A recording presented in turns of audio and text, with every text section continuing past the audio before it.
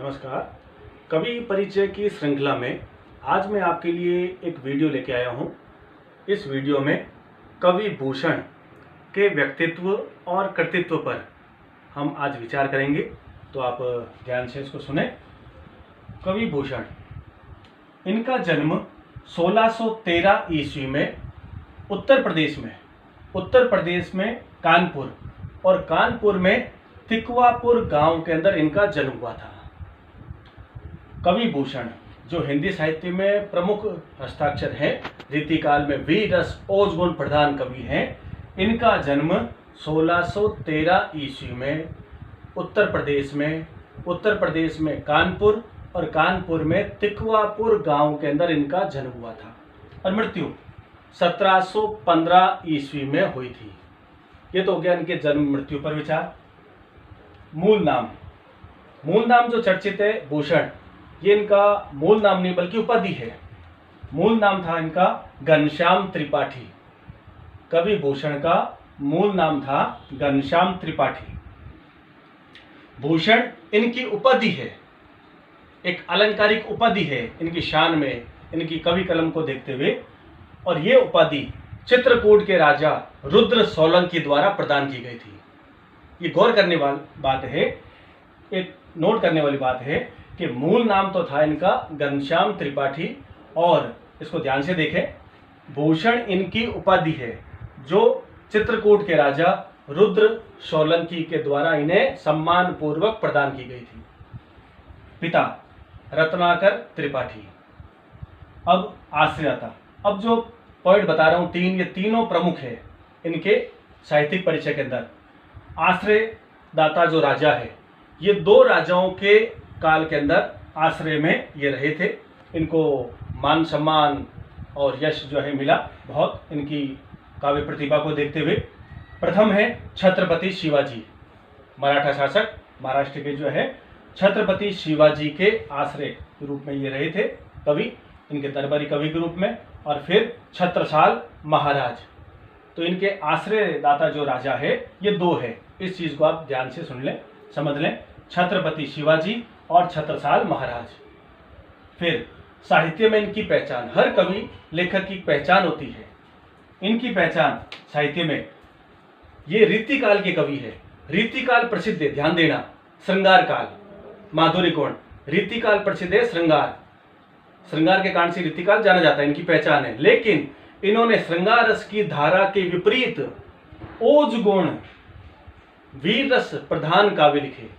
श्रृंगार रस की धारा के विपरीत इन्होंने कलम चला करके और एक से बढ़कर एक कविता लिखे, वीर रस ओज गुण प्रधान काव्य लिखे थे। ये महत्वपूर्ण बात है, नोट कर लेना।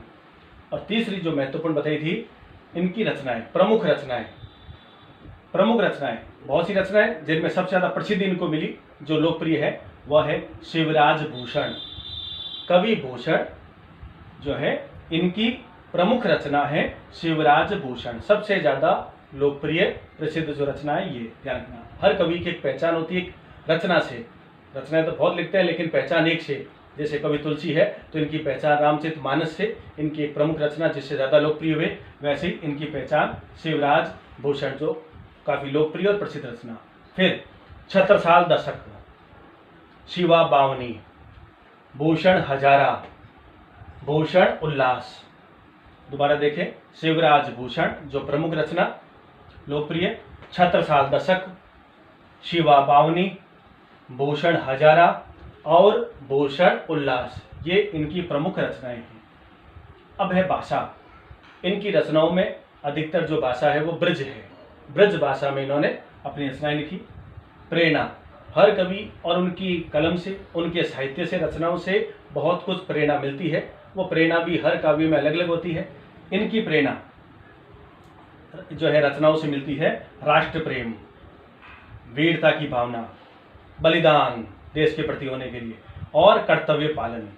कर्तव्य पालन क्यों? जैसे दो राजाओं का इन्होंने गुणगान किया, यशोगान किया, कर्तव्य पालन की बात की, तो एक जो है एक बड़े पद पर व्यक्ति जो है वह भी इनसे सीख सकता है कि हमारा कर्तव्य क्या है, राजा का कर्तव्य क्या है, जनता का कर्तव्य क्या है, देश के प्रति हमारा क्या कर्तव्य है। ये इनकी रचनाओं से हमें जो है सीख मिलती है। राष्ट्र प्रेम, देशभक्ति की भावना, अपना धर्म निभाने की, कर्तव्य निभाने की प्रेरणा मिलती है। देशवासियों को इनकी रचनाएं आज भी प्रासंगिक है, राष्ट्र प्रेम की सीख देती है।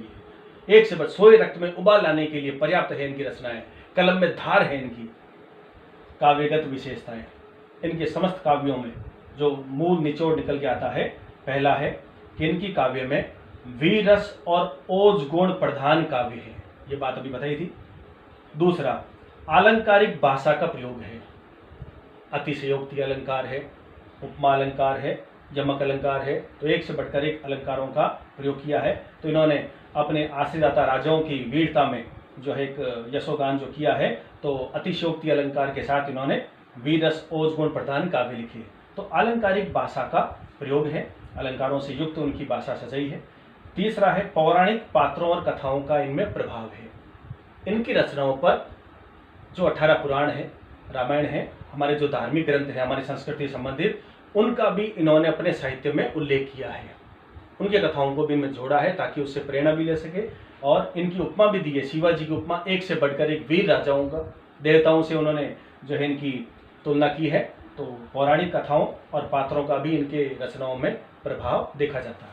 तो इस प्रकार हमने आज देखा कि कवि परिचय में जो प्रमुख मूल बातें हैं वो सारी हमने आज देख ली, समझ ली। ये इनका साहित्यिक परिचय और इनका जो है जीवन परिचय, इनका मूल रूप से इनका आप अध्ययन करें। इस वीडियो का बार बार देखें। पहले भी मैंने जो वीडियो बनाए उनको भी आप 2 से 3 बार बार देखें, ताकि इस समय आप अपने उस टॉपिक को घर बैठे ही, स्टे एट होम, घर बैठे हुए आप उस अपने टॉपिक को हम याद कर सकते हैं, समझ सकते हैं। बार बार आप एकाग्रता से उसको सुनोगे ईयरफोन में, हेडफोन में, तो वह टॉपिक पूरा क्लियर हो जाएगा। तो मुझे आशा है, और आशा ही नहीं बल्कि पूरा विश्वास है कि ये कवि भूषण का जो साहित्यिक परिचय है, जीवन परिचय, व्यक्तित्व और कृतित्व, वो आपको पूरा समझ में आ गया हो गया।